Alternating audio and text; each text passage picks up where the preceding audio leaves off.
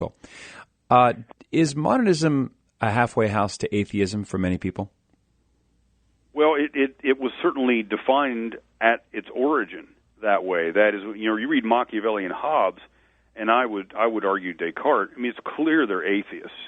Any attempt at otherwise is a ruse on their part because they don't want to be hanged, in the public square.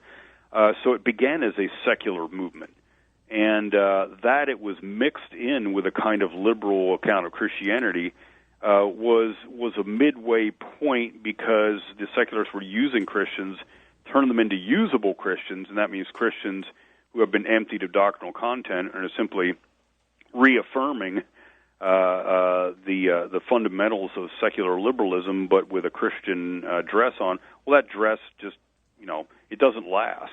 And so it leads back to its original atheism. So atheism is how it starts, and atheism is how it ends, and that's where we are. What do you say to people who claim that Descartes was a serious Catholic, believing? You've been suckered. That's what I say. You didn't read him carefully enough.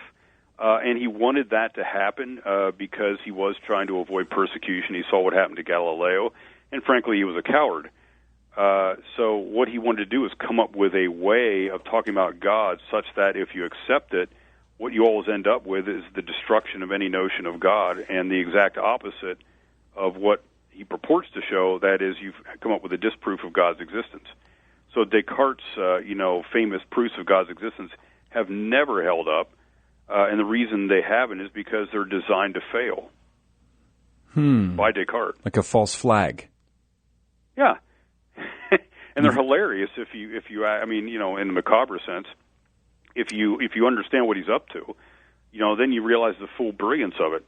I mean, what could be more brilliant than coming up with proofs for God's existence such that if you followed it would disprove God's existence and turn you into an atheist?